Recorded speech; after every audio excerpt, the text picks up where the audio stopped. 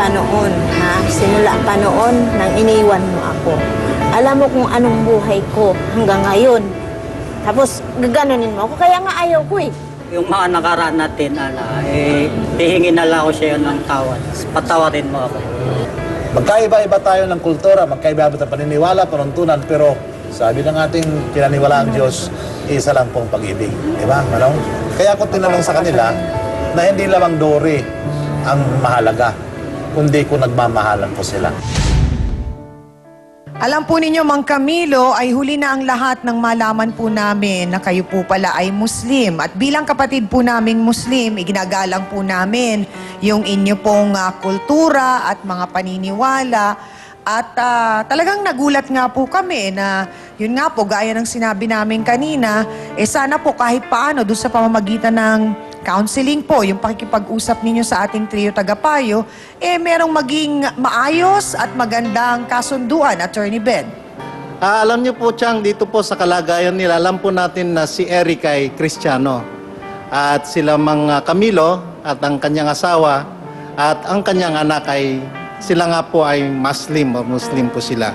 So, ang napag-usapan na lang po rito ay dapat lang naigalang din natin ang kultura nila kung paano ang pagpapakasal ng isang Muslim. At Mang Camilo, sana naman po, alam nyo naman ang kalagayan ni Aling Ana, na kung sakasakali man yung mga inyong mga kostumbre hinggil sa mga dapat munang iprepara upang makasal ang mga bata, ay konting palugit o paluwag sana ang may bigay ninyo. So sana po, kahit na maigsi ang panahon na ating pinagsama-sama at pag-uusap, ay magkaroon ng kahulugan ito at maging aral sa ating lahat. Yun lamang. Marahil kahit po iba't iba ang ating mga kostumbre at ang ating kalinangan, mas maigi po siguro nating iisipin na pagdating po sa pamilya, pare-parehas po tayo na sinasabi natin na dapat maging gabay sa ating mga anak. Mas maigi po na tamang gabay ang ating ibibigay nang sa ganoon, mas mapapabuti po sila. So siguro, Mang Camilo, gusto ko lang po sanang ulitin sa inyo na sinabi niyo po sa amin na kayo po ay tutulong sa paggabay sa kanila at talagang tututukan nyo. So mas mahalaga po dito ay kung paano po matuto ang dalawang batang ito. Kung sakasakali man na mag-uumpisa silang magpamilya, ay naturuan po natin at nagabayan natin. Yun lang po. Sa umpisa pa lang, ay hindi ko matanggap ang dahilan po ni Aling Ana na inayawan niya itong anak ni Aida at ni Camilo dahil po nagkaroon sila ng relasyon ito ni Camilo. Nakita ko po ang dahilan kung bakit ayaw ni Aling Ana na maging balay ito dahil siya po'y humaharap ng isang kakaibang kultura. Siguro naman, ang kahulugan ng pag-ibig ay isa lang.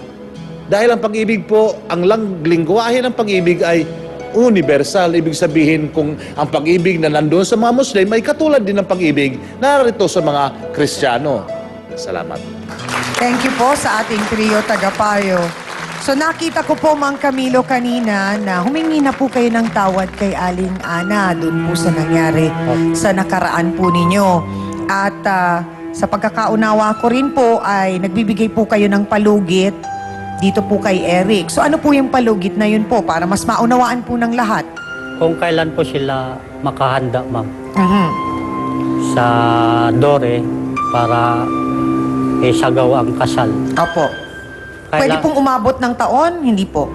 Depende po kay Eric saka sa nanay niya kung kailan sila makahanda po. Kung kailan po sila makakapagpahanda nung Dory. Opo. Siguro po habang nag-aantay tayo kung kailan magiging handa si Eric, Opo. uuwi po muna si Eric sa kanila. Opo. At si Lenden po ay uuwi sa inyo. Sa amin. Opo. At pwede po bang mapagpatuloy ni Lenden yung kanyang pag-aaral po? Opo, pwede po.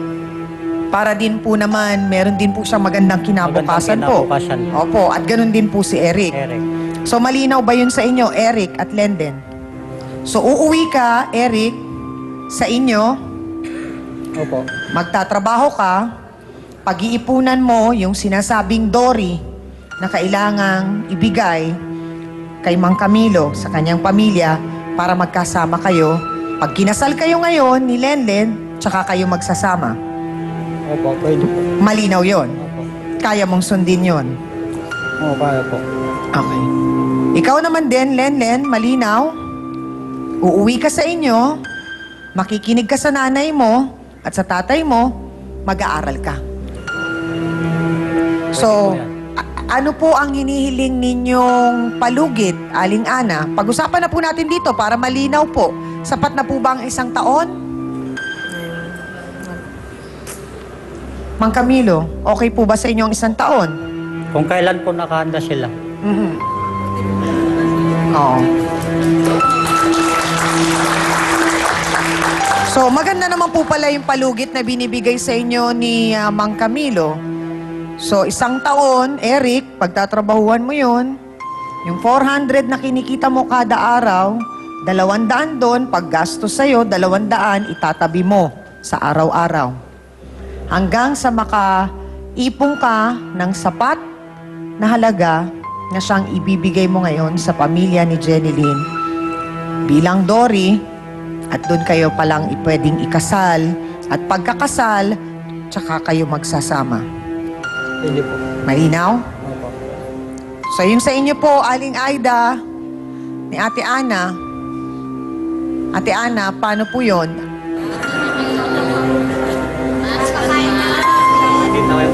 Ana, ito na lang masasabi ko sa'yo. Yung mga nakaraan natin, kalimutan na lang natin.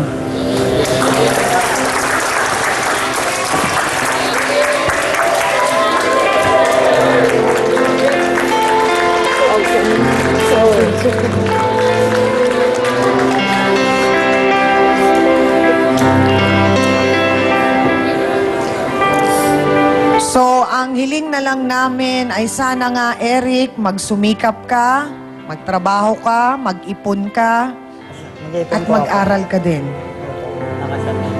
Ano po para po magkasama po kami. Yun lang po. Maaasahan din ba namin, Lenlen, na matapos ang naging pag-uusap natin dito, ay mas pahahalagahan mo na ang iyong mga magulang at ang iyong pamilya kaysa sa barkada mo? Sana talaga. Sana makinig ka, sana maniwala ka sa amin kasi mahirap ang matuto sa buhay sa masakit at mahirap na paraan. Kaya sana, isipin mo yun mabuti at pahalagahan mo yung mga payo na binahagi namin para sa iyo. Salamat po sa ating mga bisita at salamat po sa pagtitiwala. Amina na po tayo mga kapatid, anong napaka-importanting aral na lamang ba ang ating natutunan sa isyong ito? Sadyang ang makapangyarihan ang tawag ng puso dahil kahit pangaraw, harangan ito ng sibat, sadya itong hindi magpapaawat. Pero kung ang pag-ibig ay sadyang hindi para sa atin, matutunan po sana natin itong tanggapin. Dahil kahit anumang pilit natin ito ay patagalin, kung talagang hindi ito para sa atin, darating at darating ang panahong ito ay hindi nating maaangkin. Maaring mag-iwan ito ng lamat sa ating puso, pero panahon ang gagawa ng paraan para ito ay kusang gumaling. At para po sa ating face-to-face, heart-to-heart thought for the day, ang mga kabataan ay dapat lang talagang makinig sa mga magulang dahil wala pa ring ibang nakakaalam kung ano ang mabuti para sa inyo, kundi ang mga taong inyong pinanggalingan. Salamat po sa inyong lahat sa pagsama sa amin, mga kapatid. Salamat din sa aking co-host na si Hans Mortel. Sa Dance Squad, B1 and B2, thank you. Sa ating pong pinakamamahal na trio, Tagapayo. At sa ating mga sausawera at sausawera dito sa Broadway Studio. Ganon din sa lahat ng mga sausawera natin sa buong mundo. Salamat po sa inyo at sa ating bisita, sa mga naging bisita po natin. Salamat sa pagtitiwalang binigay nila sa atin. Maraming salamat din po sa lahat ng mga tumututok sa atin sa internet worldwide. Salamat po sa inyo. At sana po huwag niyong kalilimutan tuwing Sabado, ang Untold Stories mula sa Face to Face, 10:30 po ng umaga. At ang Good Morning Club naman, 5 a.m. to 7:30 a.m. dito pa rin sa sa Kapatid Network. Ako po muli ang inyong pambansang kapitana, ang inyong siyang Ami na hindi po magsasawang magpaalala. Ang problema, pwede mong tawanan, pero hindi mo yan dapat talikuran. Kaya kung may problema ka, harapin mo, pag-usapan natin yan. Para po sa inyo to, mga kapatid. Ngayong Biyernes, mga sausawera na damay sa away ng magbiyanan. Kayo binabaksos ng dala nyo! Papayag ba kayo? Sasalita ka! Igay mo sa lugar! Ang manugang daw kasi walang galang. Tulas daw po si Cecil, hindi nyo na tinulungan, pinagtawanan nyo pa daw. Aba, paano ko siya tutulungan? Kaaway ko siya eh! Matagal na ako nagngingit-ngit sa'yo na yan! Ang biyanan, boto sa ibang babae ng anak-anakan. Balita ko ba, baka kasalan yung babae samantalang kami naman ang may anak? Wala akong pagkalam sa mga buhay na yan. Sino sa kanila ang mauunawaan? Lahat ng bagay ibinigay ko sa'yo. Tapos ay sabihin mo si nanay, papatay mo pa. Ano bang klaseng asawa? Face to Face. Ngayong Biyernes, 10:30 a.m. Dito lang sa TV5. Ang susunod na programa